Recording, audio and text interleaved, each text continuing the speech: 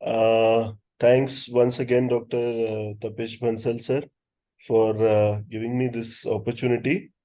And I'll just start with the topic, right? So, Fosfomycin and Tigecycline are, as sir said, they are kind of poorly understood and sometimes they are poorly used because there are some peculiar characteristics to both of them. So we'll start with a game, right? एक game खेलेंगे. Sir, is it okay बीच बीच में हिंदी बोल दिया तो चलेगा? नहीं? Sir, I think you speak in English only because we have an international audience. Oh, okay, great. Sorry. So we'll speak in English only. Sorry about that. So let's play a game because this will keep everyone involved and this should be fun as well. And it will create a greater memory, I feel. That's why we'll do this exercise, right? So keep your brains open and think about what I'm asking next, right? So this was first case. This was a person, 55-year-old male, who came with 3 days of fever, cough, and dyspnea. And the chest X-ray showed some shadows, and the PCR was positive for influenza H1N1 variety. Because of worsening hypoxia, he was intubated, and he continued to have persistent fever. So he was started on the empiric tigecycline, okay, for suspected secondary bacterial infection after influenza, right? So this was the blood culture, right?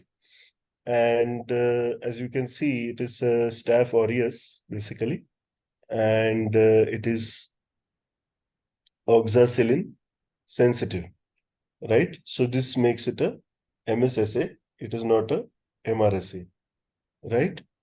Now he was on tigecycline, and the treating team felt that he was improving. And since tigecycline is sensitive in this culture report, they continued the tigecycline rather than change to something else. He continued to worsen and he died after a prolonged course. Of course, there are some subtleties here which I will get into later. So just keep this case in mind. This was a 55-year-old guy,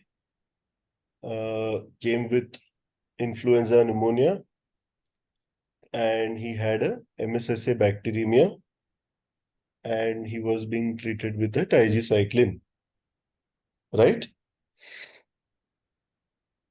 This was case 1. Now let's come to case 2. This was a 45-year-old female with carcinoma of ovary, post-cytoreductive surgery. She developed high-grade fever, and the blood culture showed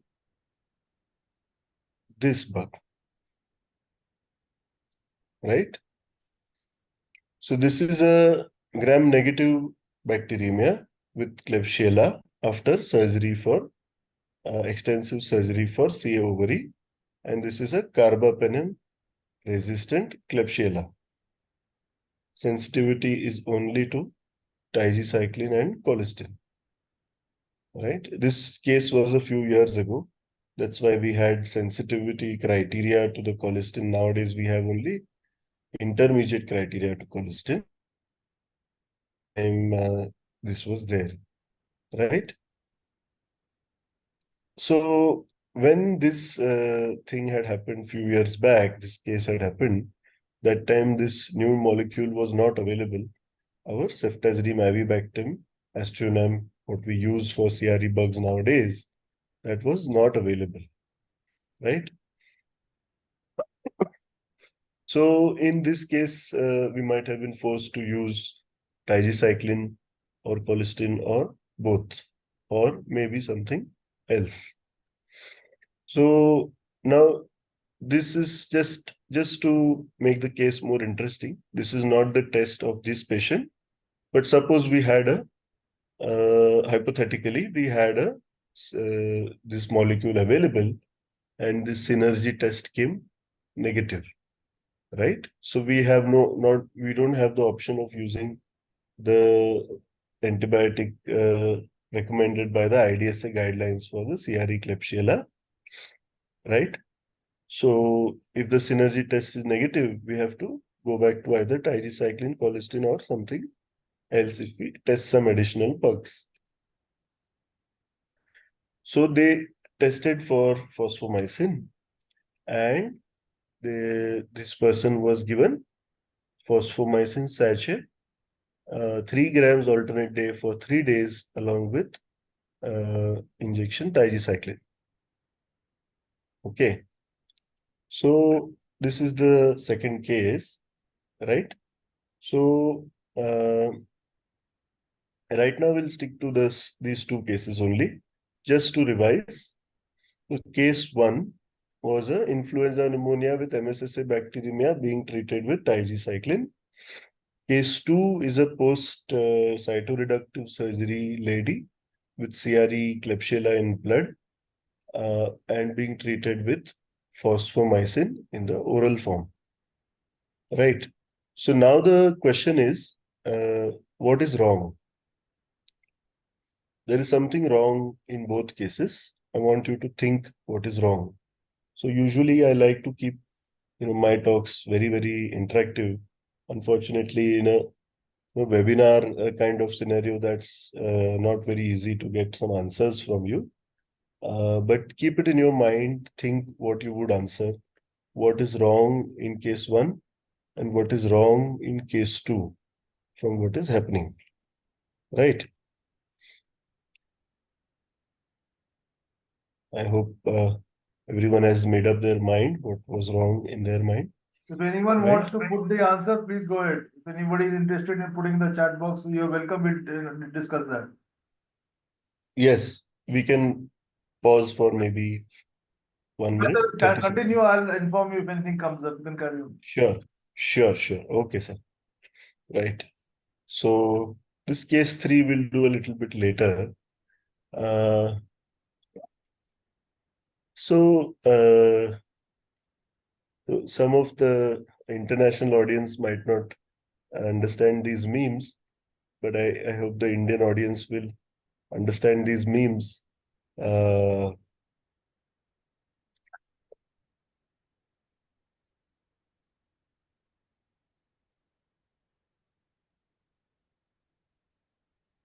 Right.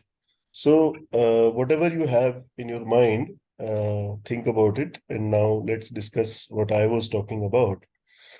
So mistake 1, there was one mistake in the case 1. Tigecycline is not the best drug for MSSA bacteremia, right? Now, Staph aureus is a very dangerous kind of bug because it has high mortality and it has metastatic sites of infection. Once there is a bacteremia, it can go to many places. And you should always have very high respect for a Staph aureus, especially if it is a Staph aureus bacteremia. So in Staph aureus bacteremia, we have to put our best foot forward. We cannot be casual about it and try to use non-optimal methods and non-ideal treatment, because it will bite us in the later period, right? So in Staph aureus, it is really, really the best thing to follow the guideline to the T. So as per the IDSA guideline for MSSA, the best drugs are nafcillin, oxacillin, cloxacillin, dicloxacillin. And if those are not available, then the second best choice is cefazolin. So in this case, once we got the culture positive, I would not have continued the tigecycline. I would have changed it to cefazolin, which is easily available in my area of practice. Nafcillin cloxacillin are not easily available. So there is another thing here, not just this. We want to give the best possible drug for such a patient. He's a sick patient, he's intubated, he's post-influenza, Staph aureus bacteremia. We want to give him the best drug for this bug. We don't want to be okay with giving third best, fourth best, fifth best, right? So that is the first thing. Second thing is that tigecycline is actually not good for bacteremias because it has this property, it is very lipophilic. It has this property of getting distributed very extensively in the tissues, but it doesn't stay in the blood. Serum levels are not that great. So it is not an ideal drug for bacteremias. Um, so these were the two main things in this case, right? In case two, if we see, she was the lady with the CRE bacteremia post cytoreductive surgery. Now she was given oral fosfomycin for a CRE bacteremia.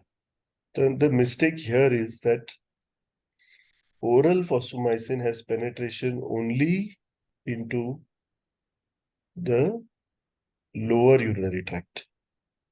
It has good therapeutic concentrations only in the bladder and the urine below. It doesn't have good therapeutic concentrations in the kidney tissue or the serum. I am talking about purely oral fosfomycin. Now there is a very stark difference between oral fosfomycin and IV fosfomycin. So we'll come to that. I'm sorry, I'll just have to put my laptop on charging 1 second. Just 1 second.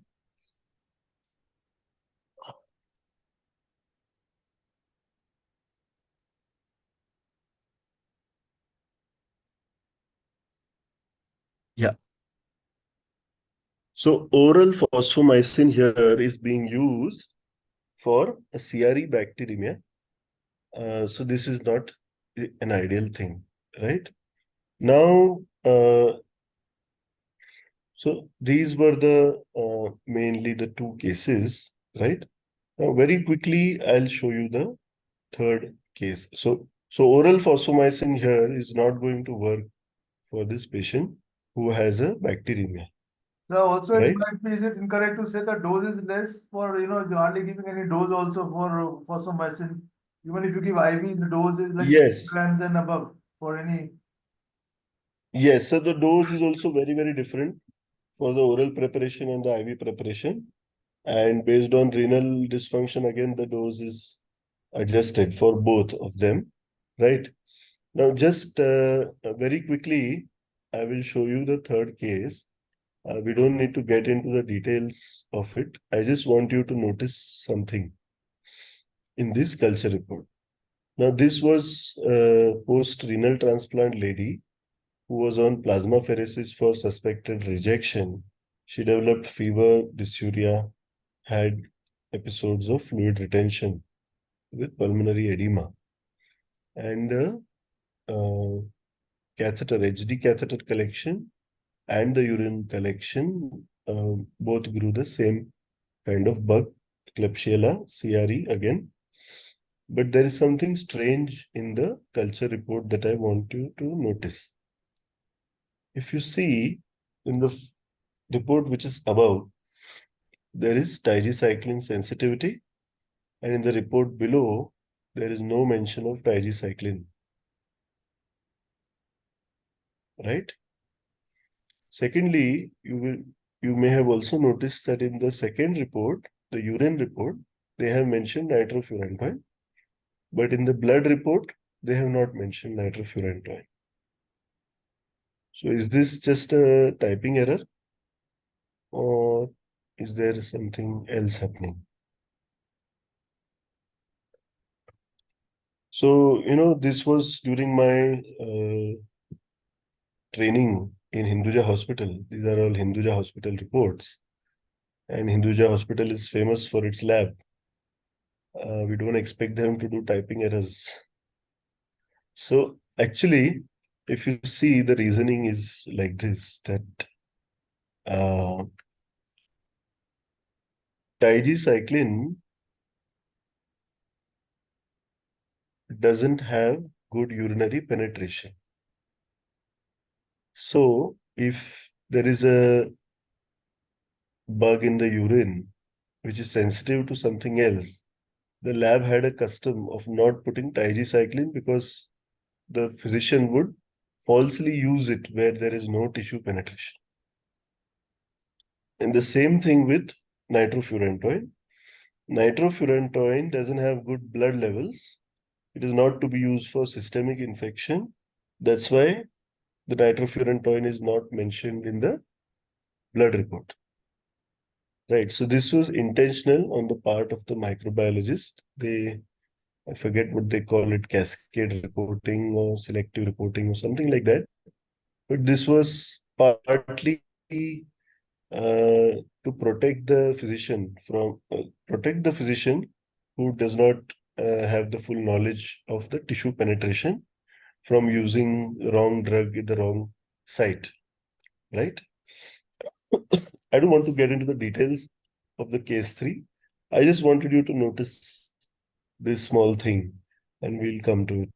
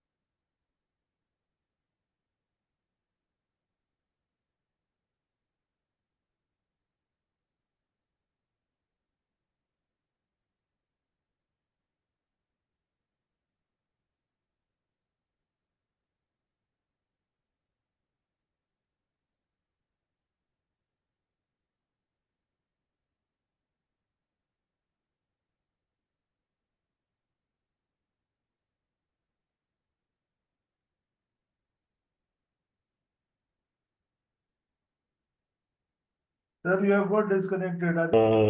Yeah. Yes. So tigecycline is not good for urine, and nitrofurantoin is not good for blood.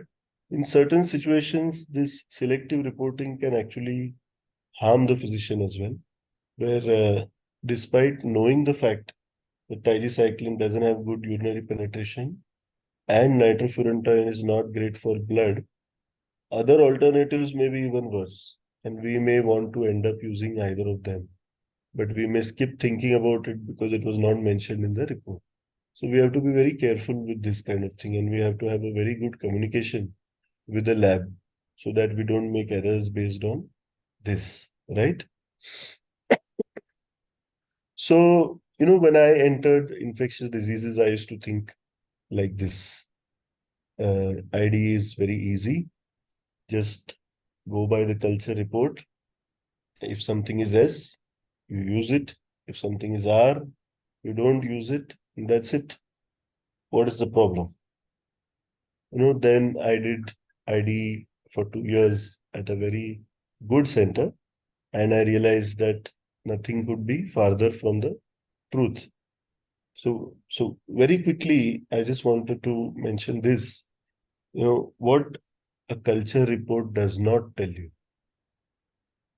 We all know what a culture report tells us, but we should also know what the culture report does not tell us in order to interpret it properly.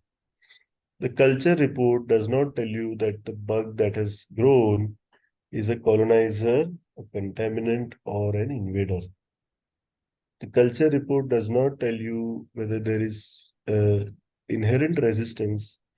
It will not be mentioned. So some things may come as sensitive, but there is an inherent resistance to that in nature, and it will not work. Then the culture report cannot tell us about inducible resistance. So there are some enzymes in bacteria which can be induced under the selective pressure of some other antibiotics. That will not be visible in the culture report because their induction has not happened. Their induction will happen in vivo when we use it in the patient. And the culture report does not tell you about the tissue penetration of the antibiotic for that bug and for what you are using. Tissue penetration, we have to think ourselves. So like very quickly, this is an example of inducible resistance. In Staph aureus, D test is used to check for inducible clindamycin resistance, where clindamycin may come as sensitive, but there is induction enzymes present in the staph. So if you use it, it will stop working after a while. So we use this D test. Same thing. This is an enterobacter. It is a spice organism, so it is famous for producing AMP-C inducible enzymes. It will come very nice and sensitive, but the best for this bug, especially in high burden infections, is not cephalosporins. The best is either the penims or the quinolones because of AMP-C enzyme induction, right? So this is inducible enzymes. Culture report will not tell you this. You have to know it yourself, right? So these are the spice organisms which have AMP-C, Serratia, Pseudomonas, indole positive, Proteus, Citrobacter, Enterobacter. So we've already seen cases where S is not S, right? S mil jayega, like susceptibility will come in the culture report, but still the bug may not work. But there are rare cases where R is also not R. Where despite resistance, you can use the drug and it will work. So this is when we use very high concentrations and we use local therapy to achieve many times the MIC of the bug at that site to overcome the resistance, and it ends up working. So this was a term coined by one of my mentors in Hinduja Hospital, Dr. Aisha. This is a term called antibiotic brachytherapy. What she's trying to say is that how we use brachytherapy in oncology. Some rare situations in infectious diseases also, we use very high local concentrations, which are analogous to brachytherapy in the oncology.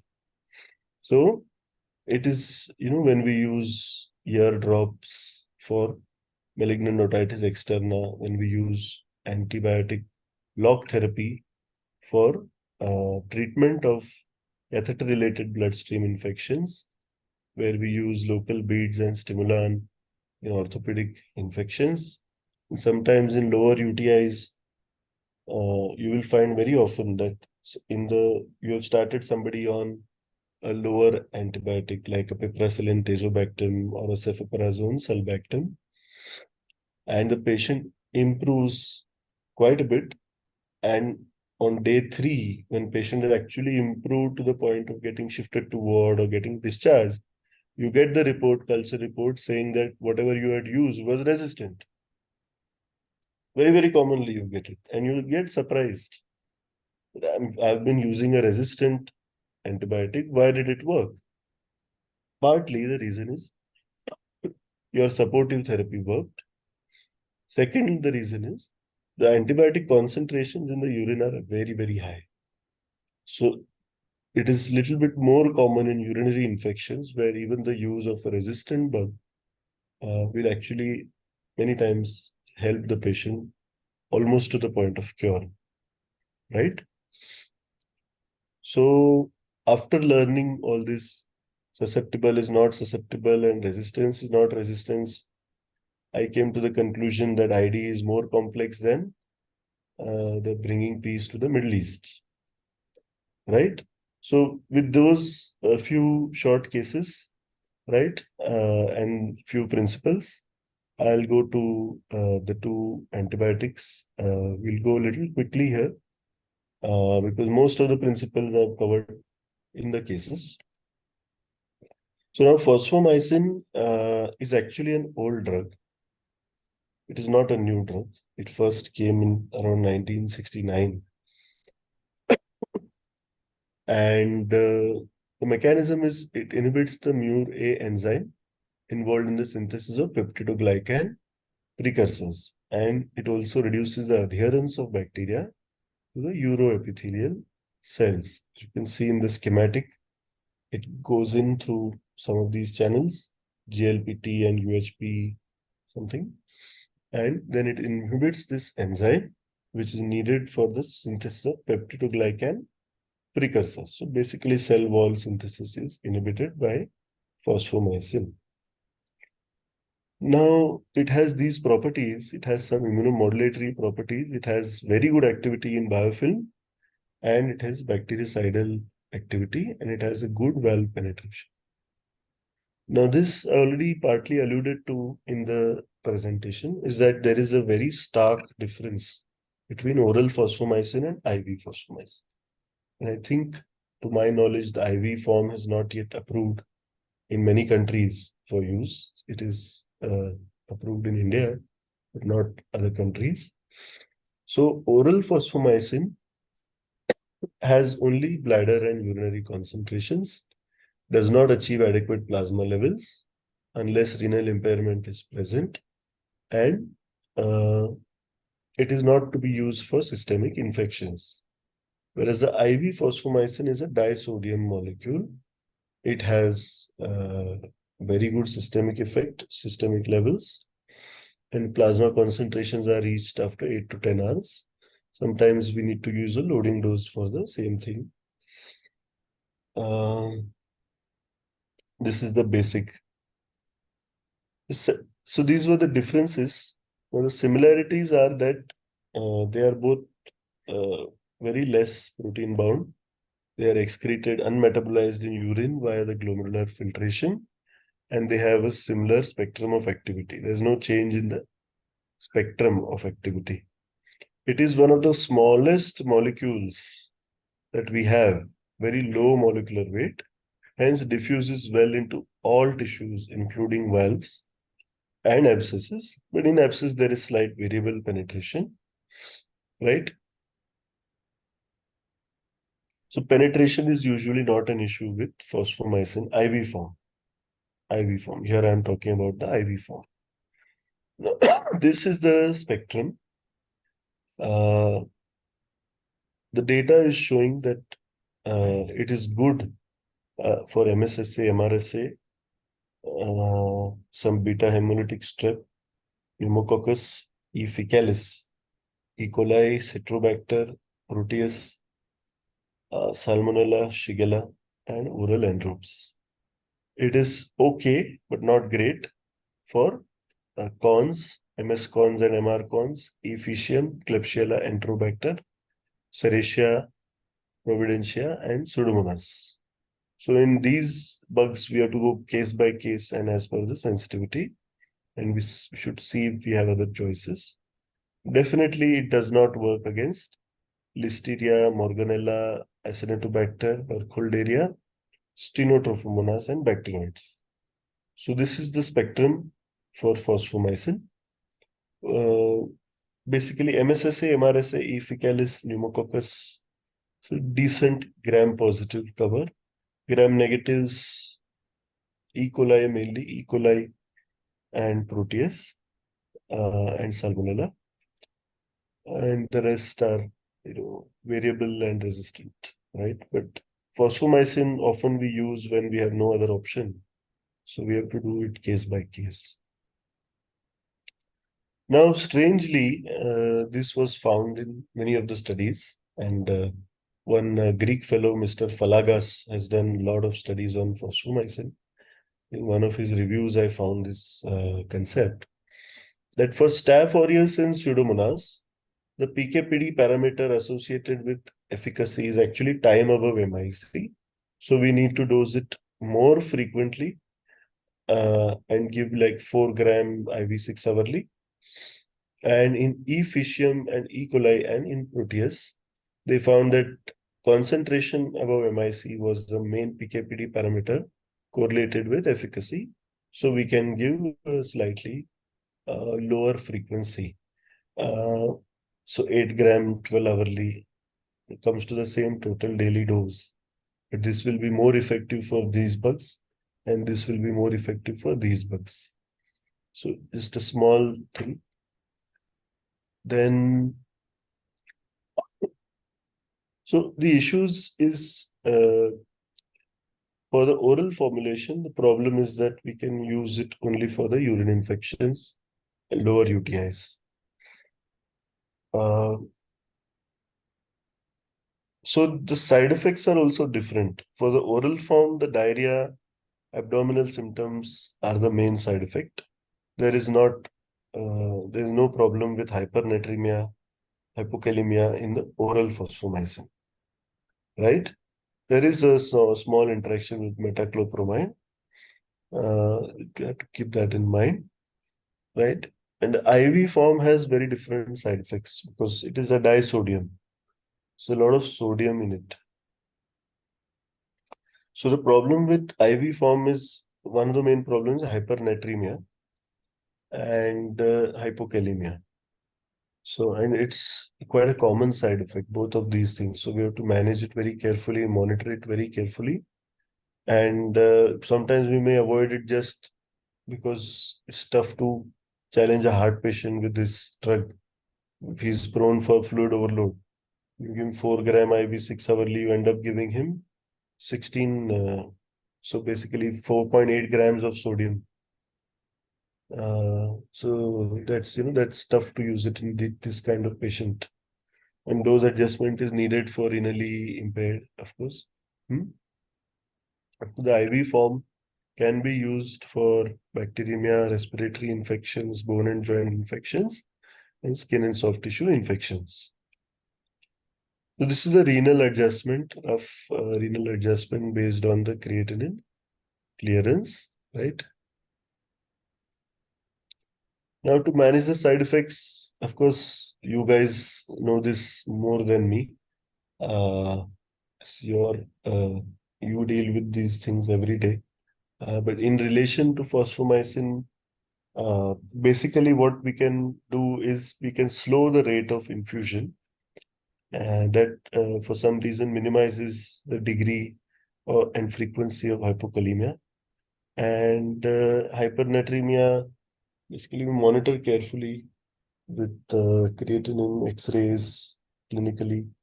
We have to use renally adjusted doses.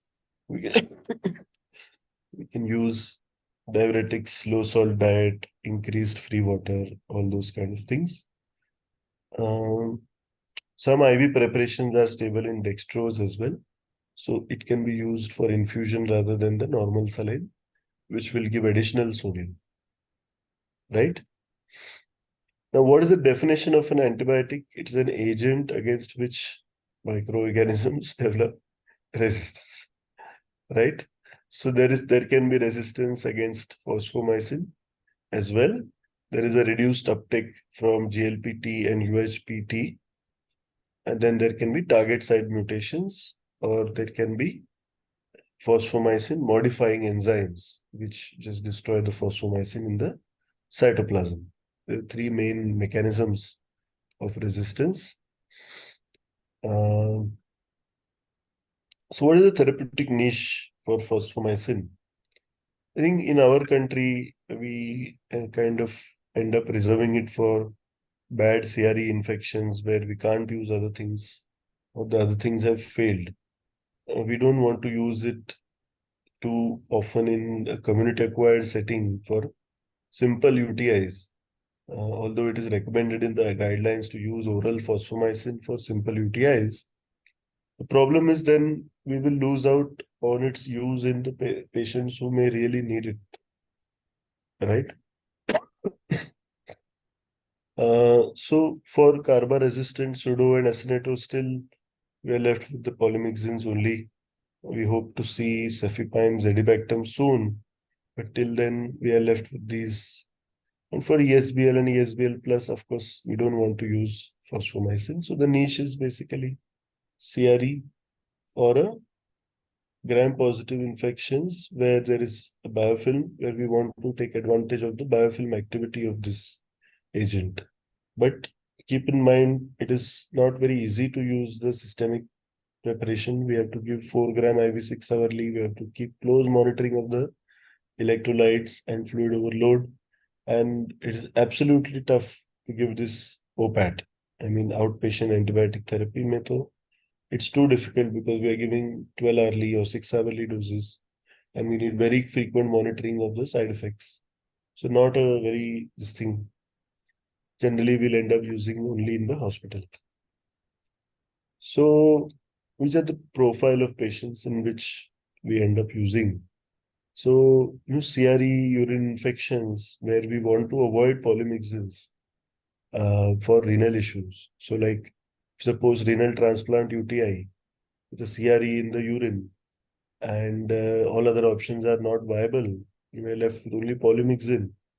So we can try to avoid the polymyxin and give phospho instead. Or a urine infection in a CKD patient with some residual renal function, or in a complicated catheter-related infection where for some reason you can't remove the catheter. So you want high biofilm activity. There we can try to use it for its biofilm activity. Then nosocomial infections with many bugs where nothing else is working, we can try to use it as a last resort. And its mechanism of action is very synergistic to most other antibiotics because the other beta lactams, they also act on cell wall at a later point. So that it becomes like a, first peptidoglycan precursors are less due to fosfomycin. And from those less precursors, less cell wall will be made because of the beta lactam. So it becomes like an additive and a synergistic effect, right? And that way there is a synergy with many other drugs due to various mechanisms. So in these set of patients, many times we need to use a companion drug because there's one more property of fosfomycin that it develops resistance very quickly if it is given as a monotherapy. Just like colistin develops resistance very rapidly if given as a monotherapy. So we need to combine it with something in order to protect and if possible to have synergy. So very quickly this case, this was a seropositive, a little bit dry part of the lecture, so theoretical aspects of phospho. We can go to the case. This was a HIV positive patient with a CD4 of 210 who had come with high-grade non-Hodgkin lymphoma. Following his first chemo, he developed neutropenic sepsis with pneumonia, and, and he was worsening on carbapenems and polymyxins. So IV fosfomycin was added, but then just see this trend of the sodium. Within 3 days, it went from 146 to 151. And then on the 4th day, it went straight to 154. Right? So very rapid kind of sodium hypernatremia has happened. And you can see some ECG changes along with hypokalemia. This was a side effect we faced. He also had an episode of torsade, which was managed with magnesium, but thankfully he recovered. So this can be very dangerous in the IV fosfomycin. We have to be extra careful. Now coming to tigecycline, little shorter because people generally know much more about tigecycline. I've kept it deliberately a little short. So it's a very lipophilic drug, and it has very good intracellular penetration. And therefore, it is very good for atypical bacteria, which generally are intracellular. Excellent skin and soft tissue penetration, intra-abdominal penetration, biliary penetration, and it is approved for these infections, skin and soft tissue, intra-abdominal, and it is also approved for pneumonia. Poor blood levels, therefore, generally a bad choice for bacteremia and sepsis with an unknown focus. Suppose you know that the source of the bacteremia is abdominal or a skin soft tissue, then it's fine to use tigecycline because it is taking care of the source. If the source is not known, then it is a little risky to use Tig alone. It is bacteriostatic. It crosses the placenta, and because it is so lipophilic, it is not hydrophilic. And since it's not hydrophilic, urinary penetration is not good. So not a good choice for UTIs.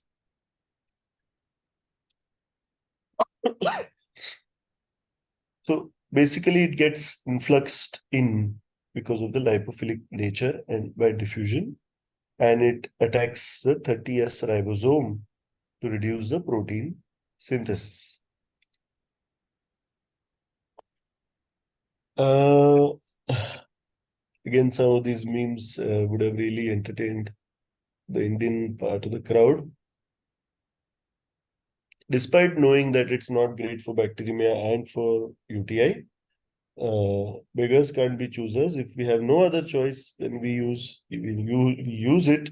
We have to use it as a double dose, or we substitute it with minocycline, which has a better blood level and better urinary level. So if we are using 50 mg twice daily, we may have to increase to 100 mg twice daily if we have to use it for a bacteria, right?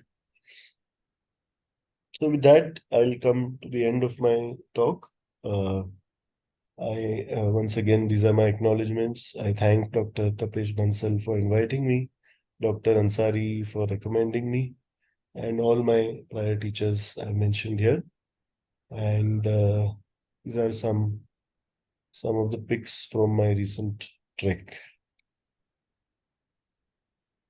We all submitted. Thank you, sir. Thanks, Dr. Davda sir. Can you stop the share screen, please? Yeah, sure. So what summit is this? So this is Kuari Pass Okay, in the Garhwal Himalayas. okay, It's near Kharchi Gaon, near Joshimath. okay. So wonderful. That was nice difference. Now, just a couple of things. What kind of dose do you use for fosfomycin? Is 60 grams enough, or you have to go higher to get results? So for oral form, for simple UTI, they say just one dose, 3 gram into one dose is enough. For IV fosfomycin, we give 4 gram QDS. Or if there is a renal impairment or the patient is very low weight and frail, then we give 4 gram TDS. So So like you are able to get results with around 16 grams per day with fosfomycin in bacteremic patients? we try not to use it alone. We have to give some companion to it. Okay, so other thing is, yeah, please. Problem is if we go beyond 16 gram per day, most of them don't tolerate also. We have a lot of side effect. Yeah, okay. So the other thing is, what about his use in intra-abdominal infections? Can you use it or not? Because you did not show it in the uses. Phospho, Yeah, phosphomycin, yeah. we can use. We can use. Okay, In intra-abdominal, we can use. But remember, we don't cover bacteroids. right. So if some anaerobic cover is needed, then we'll need a supplemental anaerobic drug. Okay. Then about just I will just add one or two points and kind of from your lecture main points. And one thing I would like to say is that about hypokalemia and hyponatremia that you get with fosfomycin, which is very frequent. It actually almost occurs in most of the patients. So if the patient is getting hypokalemic, it actually drops to 2 also, after a few days. So you have to slow the infusion rate. Give fosfomycin over 3 hours or something. That helps Yes. one. And then you have to supplement and all those things. And if you Yeah. want to manage the hyponatremia, add thiazides. So Yes. thiazides lead to sodium loss and they also lead to water loss. So that is how actually we used to manage in some of the cases. And Correct. fosfomycin is good, very good for E. coli. I mean, and like Sir has said, fosfomycin cannot be used alone in any case because resistance develops. You have to use it with another drug all the time. So don't make the mistake of using it alone. Therapy will fail. and it is good for, it's exceptionally good for E. coli, especially urosepsis. Similarly, tigecycline also cannot be used alone. You have to use it with another drug because again, it's the therapeutic window is very less because its distribution is very much. So the levels of the margin of safety is for safety for therapeutics is very low. So tigecycline again should be used with another drug. However, the patient is stable, or if the patient has localized infection, like a localized soft tissue infection or a localized abdominal infection, which is not into sepsis, multi-organ failure, then you can use it alone, but use tigecycline in the ICU as 200 loading and 100 BD. And sir, please correct me or add if anything you want to add in the end. And the side effects are of tigecycline, which I've seen myself. It can cause actually severe impairment in LFT and pancreatitis also. And some patients will even hyponatremia with the tigecycline. So, and tigecycline, as far as the coverage is concerned, it is good for Enterobacteriaceae, and sir showed it has action against MSSA, MRSA, and anaerobes, but primarily it is a Enterobacteriaceae drug, and it has a wide coverage for Enterobacteriaceae, and it is very good for Acinetobacter also. That is one of the hallmarks of tigecycline. But for Acinetobacter, you have to cover with other drugs also. Tigecycline alone with not drug. No, normally you would like to give sulbactam, and you would like to probably give either colistin also along with tigecycline. You need multi polymicrobial coverage for Acinetobacter. So these were the few things I wanted to add, just to, kind of take away from sir's lecture. Anything you want to add or anything, any questions are welcome, please.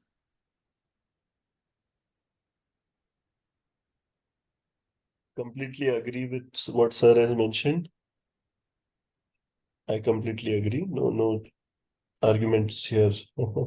Yeah, no, maybe from your, because experience, your experience is much more extensive, and with your understanding is much more than ours. We use only to treat, while you have all the, the sound understanding from your course, your background.